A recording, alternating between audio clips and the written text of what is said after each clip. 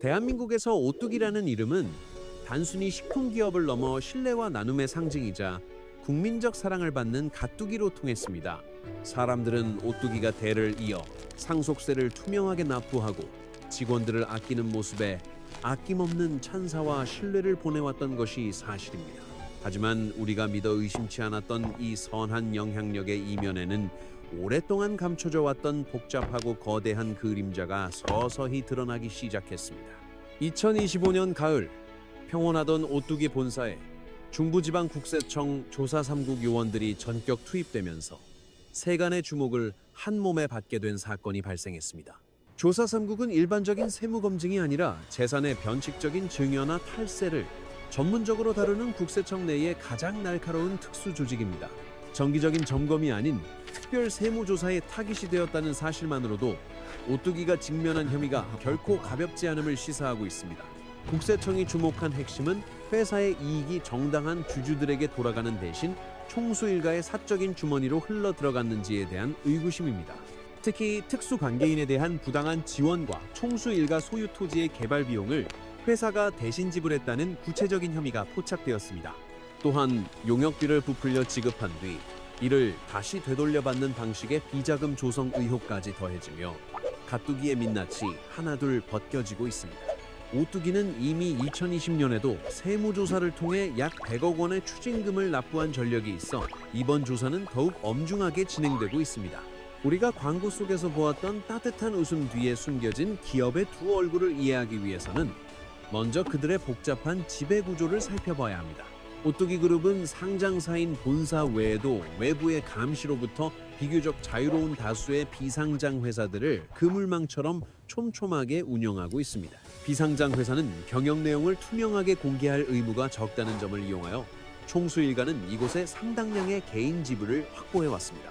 본사가 직접 수행할 수 있는 업무임에도 불구하고 굳이 회장 일가의 지분이 높은 다른 회사를 거쳐 거래를 진행하는 구조가 문제입니다. 이러한 내부 거래의 정점에는 함영준 회장의 매형인 정세장 대표가 지배하고 있는 면과 소스 제조 전문기업 면사랑이 존재합니다. 국세청은 오뚜기가 면사랑으로부터 원재료를 사들이는 과정에서 시세보다 의도적으로 높은 가격을 지불하여 이익을 몰아주었는지 집중 추궁하고 있습니다. 실제로 오뚜기가 면사랑으로부터 매입한 금액은 2024년 한 해에만 280억 원을 넘어서며 전년 대비 25% 이상 급격히 증가했습니다. 이렇게 만들어진 면사랑의 이익은 결국 배당금이라는 합법적인 수단을 통해 총수 일가의 개인 자산으로 고스란히 흘러들어가는 구조입니다. 대중이 환호했던 일, 500억 원의 상속세 완납 신화 이면에 이러한 내부 거래를 통한 자금 조달 의혹이 있다는 점은 충격적입니다. 결국 기업이 벌어들인 이익이 모든 주주에게 공평하게 돌아가지 않고 특정 가문의 부를 축적하는 데 사용되었다는 지적이 계속되고 있습니다. 경제학에서는 이처럼 회사의 이익이 터널을 뚫고 지나가듯 특정인에게 빠져나가는 현상을 터널링이라고 부르며 경계합니다. 쉽게 비유하자면 잘 되는 식당 주인이 식재료를 살 때 조카가 운영하는 업체에서만 시세보다 훨씬 비싸게 사주는 것과 같습니다.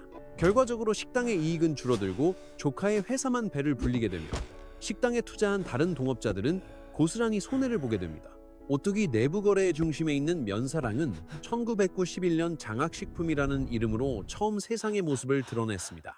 창업주인 고함태호 명예회장이 자신의 큰 사위에게 사업 기회를 주기 위해 제안하면서 이 기묘한 공생관계가 시작된 것입니다. 사업 초기 면사랑은 매출의 절반 가까이를 오뚜기와의 거래에 의존하며 본사의 전폭적인 지원 아래 몸집을 불려왔습니다. 오뚜기가 몰아준 일감을 발판 삼아 면사랑은 어느덧 연 매출일 800억 원이 넘는 중견 기업으로 성장하기에 이르렀습니다. 국세청이 이번 조사에서 가장 심각하게 보는 지점은 이러한 조직적인 이익 이전 행위가 30년 넘게 장기적으로 지속되었다는 점입니다. 상장사인 오뚜기 본사가 벌어들인 이익은 마땅히 모든 주주에게 돌아가야 하지만 내부 거래라는 터널을 통해 특정 가족에게 흘러갔습니다. 이러한 불투명한 구조에서 발생하는 유무형의 비용은 결국 제품을 구매하는 소비자와 일반 주주들이 떠안게 되는 셈입니다. 문제는 면사랑뿐만이 아닙니다. 오뚜기 그룹 주변에는 대중의 눈에 잘 띄지 않는 여러 비상장 회사들이 거미줄처럼 얽혀 있습니다. 이번 세무조사는 총수 일가와 연결된 협력업체들의 그물망이 어디까지 뻗어 있는지 전방위적인 조사를 포함하고 있는 것으로 보입니다. 공식적으로 면사랑은 오뚜기 그룹의 계열사가 아닌 독립적인 회사라고 주장하며 법적인 테두리 뒤에 숨어 있습니다. 하지만 창업 배경부터 성장 과정까지 오뚜기라는 거대한 나무에 기생해온 그들의 역사는 때려야 뗄 수 없는 관계임을 증명합니다. 오뚜기 본사가 더 경쟁력 있는 외부 업체를 배제하고 친인척 회사의 일감을 몰아주는 행위는 공정한 시장 경쟁을 저해합니다.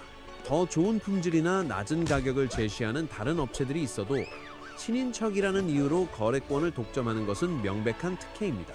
시세보다 높은 가격으로 납품 계약을 체결할 경우 그 차익만큼 본사는 손실을 입고 친인척 회사는 부당한 이득을 챙기게 됩니다. 특히 우리를 씁쓸하게 만드는 것은 오뚜기가 다른 일반 협력 업체들을 대할 때 보여준 이중적인 잣대와 태도입니다. 대기업이 중소협력사에는 가혹하게 납품 단가 인하를 압박하면서 친인척 회사에는 관대한 거래를 유지했다면 이는 도덕적 해이입니다. 겉으로는 사회공헌과 직원 복지를 외치며 박수를 받는 동안 뒤에서는 친인척 기업의 배를 불리는 견고한 구조가 작동하고 있었습니다. 기업의 에너지가 내부 거래 관리와 지배 구조 방어에 쏠려 있는 동안 안타깝게도 오뚜기의 혁신 시계는 멈춰버리고 말았습니다. 새로운 가치를 창출하고 기존의 한계를 뛰어넘는 혁신은 기업 생존의 필수 조건이지만 오뚜기에게선 그 열기를 찾아보기 힘듭니다. 오뚜기가 정체된 사이 대한민국 라면 시장의 판도는 불닭볶음면이라는 강력한 무기를 앞세운 삼양식품에 의해 완전히 재편되었습니다. 전 세계를 휩쓰며 K라면의 위상을 높인 삼양식품의 폭발적인 성장은 오뚜기의 초라한 성적표와 너무나도 극명한 대조를 이루고 있습니다. 주식시장의 평가는 냉혹하여 지난 10년간 삼양식품의 주가는 10배나 치솟았으나 오뚜기의 주가는 5분의 1 수준으로 처참하게 폭락했습니다. 2015년 한때 150만 원에 육박하며 황제주로 불리던 오뚜기의 주가는 현재 30만 원대까지 밀려나 투자자들의 깊은 탄식을 자아내고 있습니다. 현명한 투자자들이 삼양의 미래 가치에 열광하며 자금을 쏟아붓는 동안 오뚜기는 시장의 외면을 받으며 서서히 그 빛을 잃어가고 있습니다. 두 기업의 운명을 가른 결정적인 차이는 바로 해외 매출 비중인데 삼양은 81%에 달하는 반면 오뚜기는 고작 10.8%에 머물고 있습니다. 삼양의 불닭볶음면이 미국과 유럽, 중국을 넘어 동남아까지 전 세계인의 입맛을 사로잡으며 글로벌 영토를 확장하는 동안 오뚜기는 무엇을 했습니까?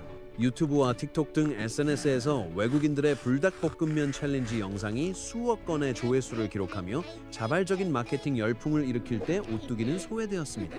2024년 기준 삼양식품의 해외 매출은 1조 3영억 원을 돌파했으나 오뚜기의 해외 매출은 3,600억 원 수준으로 약 4배에 가까운 격차가 벌어졌습니다. 해외 시장에서 벌어들이는 달러의 규모 자체가 다르다는 사실은 글로벌 식품 기업으로서 오뚜기의 경쟁력이 얼마나 취약한지를 여실히 보여줍니다. 삼양식품이 2025년 매출 2조 원을 돌파하며 역대 최대 실적을 경신하는 동안 오뚜기는 국내 시장이라는 작은 우물 안에서 안주하고 있었습니다. 대한민국의 라면 시장은 이미 포화 상태이며 더 이상 성장을 기대하기 힘든 레드오션으로 변해버린 지 오래라는 사실을 간과한 결과입니다. 급격한 인구 감소와 식생활의 변화로 국내 수요는 줄어들고 있는데 오뚜기는 여전히 내수 시장의 안정적인 수익 구조에만 매달려 왔습니다. 전 세계적으로 한국 음식에 대한 관심이 그 어느 때보다 뜨거운 지금, 라면은 K컬처의 선봉장이지만 오뚜기는 이 기회를 놓치고 있습니다.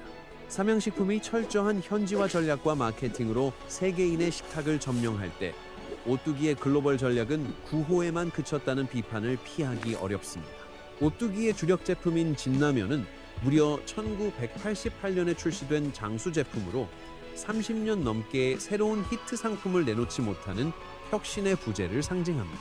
내수 시장의 달콤함에 취해 글로벌 골든타임을 허비해버린 결과 오뚜기는 세계 시장에서 변방으로 밀려나는 뼈아픈 현실을 마주하고 있습니다.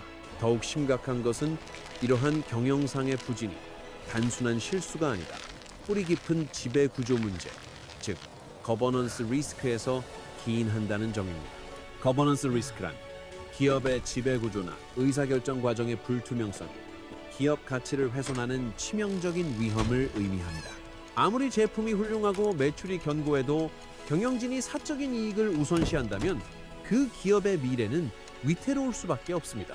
오뚜기는 2025년 5월 한국거래소가 선정한 코리아 밸류업 지수에서 전격 편출되며 시장에 큰 충격을 안겨주었습니다. 밸류업 지수는 주주 가치를 높이기 위해 노력하는 우량 기업들의 상징이지만 오뚜기는 그 기준을 충족하지 못했습니다. 이 지수에서 배제되었다는 것은 투자자들에게 오뚜기가 더 이상 주주 친화적인 기업이 아니라는 강력한 부정적 신호로 작용했습니다. 설상가상으로 오뚜기는 무려 6분기 연속으로 수익성이 감소하는 유례없는 실적 위기 상황에 직면해 있습니다. 매출 규모는 조금씩 유지되고 있으나 실질적인 돈벌이인 영업이익은 계속해서 줄어드는 기형적인 구조가 고착화되었습니다. 2025년 상반기 오뚜기의 영업이익은 전년 동기 대비 약 24%나 급감하며 경영 효율성에 심각한 경고등이 켜졌습니다. 글로벌 시장으로 뻗어나가는 경쟁사들과 달리 내수에 갇힌 오뚜기는 원가 상승과 시장 포화의 직격탄을 맞고 있는 것입니다. 특히 외국인 투자자들은 이러한 지배 구조 리스크와 수익성 악화에 매우 민감하게 반응하며 자금을 회수하고 있습니다. 총수 일가의 이익을 위해 회사의 자원이 언제든지 빠져나갈 수 있다는 불안감은 투자자들의 신뢰를 근본부터 흔들어 놓았습니다. 결국 오뚜기는 글로벌 시장에서의 경쟁력과 자본시장에서의 신뢰라는 두 마리 토끼를 동시에 잃어가고 있는 셈입니다. 우리가 그동안 믿어왔던 착한 기업이라는 이미지가 실질적인 기업 가치와는 얼마나 동떨어져 있었는지 되돌아봐야 할 때입니다. 이미지와 실체 사이에 간극이 벌어질수록 그 피해는 고스란히 기업을 믿고 투자한 일반 국민들과 주주들에게 돌아갑니다. 물론 오뚜기 측은 이번 세무조사가 2020년 이후 실시되는 통상적인 정기조사일 뿐이라며 억울함을 호소하고 있습니다. 또한 과거 공정거래위원회 조사에서도 무혐의 처분을 받았던 점을 강조하며 사익 편취 의혹을 강하게 부인하는 입장입니다. 세무조사의 최종 결과가 나오기 전까지는 섣부른 판단을 유보해야 하겠지만 제기된 의혹들만으로도 신뢰에는 이미 금이 갔습니다. 지금 오뚜기에게 필요한 것은 단순히 세무조사를 방어하는 것이 아니라 무너진 신뢰를 회복하기 위한 근본적인 경영 혁신입니다. 변화하는 시대 정신에 발맞춰 투명한 경영 체제를 확립하고 주주들의 목소리에 귀를 기울이는 전향적인 태도 변화가 시급합니다. 과연 오뚜기는 이번 위기를 기회로 삼아 다시 한번 국민의 사랑을 받는 진짜 가뚜기로 거듭날 수 있을까요? 이번 세무조사는 오뚜기에게 뼈아픈 위기인 동시에 과거의 구습을 끊어내고 새롭게 태어날 수 있는 마지막 기회이기도 합니다. 오뚜기는 현재의 정체를 극복하기 위해 2030년까지 글로벌 매출 1조 1영억 원을 달성하겠다는 야심찬 청사진을 제시했습니다.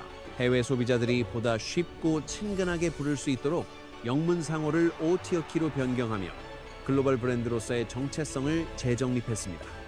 세계적인 아티스트 BTS의 멤버 지인을 글로벌 모델로 전격 기용하며 전 세계 젊은 층을 공략하기 위한 공격적인 마케팅에 나섰습니다. 미국 시장을 정조준하여 캘리포니아주의 대규모 생산 공장 설립을 추진 중이며 2027년 완공을 목표로 박차를 가하고 있습니다. 또한 베트남 법인을 통해 할랄할 인증을 획득하며 20억 명 규모의 거대한 이슬람권 시장 진출을 위한 교두보를 마련했습니다. 이러한 외형적인 변화와 마케팅 노력은 분명 고무적이지만 진정한 변화를 위해서는 내부의 근본적인 체질 개선이 병행되어야만 합니다. 가장 시급한 과제는 투명한 지배 구조를 확립하여 총수 일가와 회사 사이에 복잡하게 얽힌 이해관계를 완전히 정리하는 것입니다. 특정 가문의 이익을 위한 내부 거래 구조를 과감히 탈피하고 모든 자원을 기업 본연의 경쟁력을 높이는 데 집중해야 합니다. 둘째로, 내수 시장의 안주에서 벗어나 삼양식품이 증명했듯이 전 세계인이 열광할 수 있는 독보적인 글로벌 경쟁력을 확보해야 합니다. 단순히 한국적인 맛을 전하는 것을 넘어 현지인의 입맛과 문화를 파고드는 정교한 현지화 전략과 혁신적인 제품 개발이 절실합니다. 셋째로, 과거의 성공 방정식에만 매달리지 말고 미래 먹거리를 위한 과감한 혁신과 연구 개발 투자를 대폭 확대해야 합니다. 30년 넘게 효자 노릇을 해온 진라면의 영광 뒤에 숨지 말고 제2의 불닭볶음면과 같은 혁신적인 히트 상품을 만들어내야 합니다. 절세나 내부 거래 구조를 관리하는 데 소모되던 경영진의 에너지를 이제는 오직 기술 혁신과 새로운 시장 개척으로 돌려야 합니다. 불투명한 경영을 통해 잃어버린 신뢰를 회복할 때 오뚜기는 비로소 국민들이 자부심을 느끼며 소비하던 가뚜기의 이름을 되찾을 것입니다. 만약 이번에도 구시대적인 경영 방식을 고수하며 변화를 거부한다면 가뚜기라는 명예로운 이름은 역사의 뒤안길로 사라질지도 모릅니다. 오늘 우리는 착한 기업이라는 화려한 이미지 뒤에 가려져 있던 오뚜기의 두 얼굴과 그로 인해 놓쳐버린 기회들을 살펴보았습니다. 여러분은 오뚜기가 이번 진통을 겪고 진정한 글로벌 식품 기업으로 거듭날 수 있을 것이라 믿으시나요? 아니면 신화의 종말이라 보시나요? 사실 이것은 비단 오뚜기만의 문제가 아니며 우리가 신뢰해온 많은 국내 기업이 직면한 공통적인 거버넌스의 숙제일 수도 있습니다. 다음 영상에서는 또 다른 대기업의 화려한 겉모습 뒤에 숨겨진 놀라운 내막과 민낯을 깊이 있게 파헤쳐 보도록 하겠습니다. 국세청의 이번 특별조사는 오뚜기가 과거의 불투명한 관행을 털어내고 진정한 투명 경영으로 나아가는 중요한 변곡점이 되어야만 합니다. 대중이 부여한 가뚜기라는 명예로운 이름은 철저한 도덕성과 사회적 책임을 전제로 한다는 사실을 오뚜기 경영진은 뼈저리게 기억해야 합니다. 면사랑과의 내부 거래를 통한 이익 이전 의혹은 기업의 이익이 주주가 아닌 특정 개인에게 집중되었다는 점에서 비판을 피하기 어렵습니다.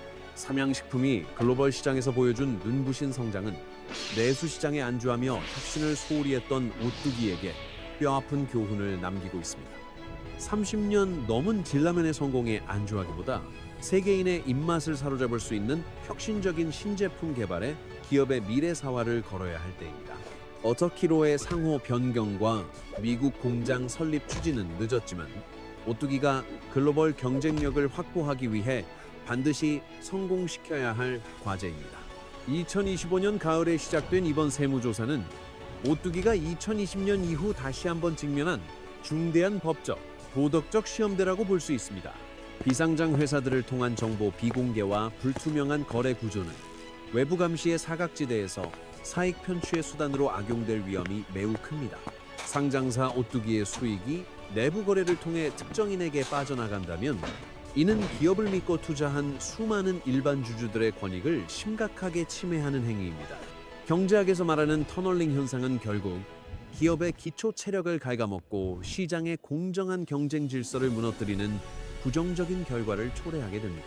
과거 장학식품 시절부터 이어져 온 오뚜기와 면사랑의 긴밀한 의존 관계는 이제 독립적인 시장 경쟁력을 갖춘 건강한 관계로 재설정되어야 합니다. 삼양의 해외 매출 비중이 81%에 달할 때 오뚜기가 10%대에 머물렀다는 지표는 글로벌 시장 진출의 골든타임을 실기했음을 여실히 증명합니다. 외국인 투자자들이 거버넌스 리스크에 민감하게 반응하여 자금을 회수하는 현상은 오뚜기가 해결해야 할 가장 시급하고 중요한 경영 숙제입니다. 코리아 밸류업 지수에서의 편출은 오뚜기가 지향해야 할 주주가치 제고 노력이 시장의 기대에 훨씬 못 미치고 있음을 단적으로 보여줍니다. 6분기 연속 영업이익 감소라는 충격적인 성적표는 단순히 시장 상황 탓이 아니라 기업 내부의 혁신 역량이 고갈되었음을 의미하는 경고입니다. 오뚜기는 이번 조사가 통상적인 절차라고 주장하지만 조사 3주기 전격 투입된 배경에는 기획된 탈세 혐의에 대한 국세청의 의심이 깔려 있습니다. 2030년까지 글로벌 매출 1조 원 달성이라는 목표가 단순한 구호에 그치지 않으려면 획기적인 경영 체질 개선과 투명성 확보가 전제되어야 합니다. 기업의 화려한 광고 이미지보다 중요한 것은 그 이면에서 작동하는 정직한 지배 구조와 모든 주주를 존중하는 진정성 있는 경영 실천입니다. 오늘 다룬 오뚜기의 두 얼굴에 대해 여러분은 어떻게 생각하시는지, 진정한 변화가 가능할지에 대한 소중한 의견을 댓글로 자유롭게 남겨주시기 바랍니다. 우리는 앞으로도 기업의 숨겨진 실체를 끝까지 추적할 것이며 더 깊이 있는 분석으로 시청자 여러분의 알 권리를 지키는 파트너가 되겠습니다.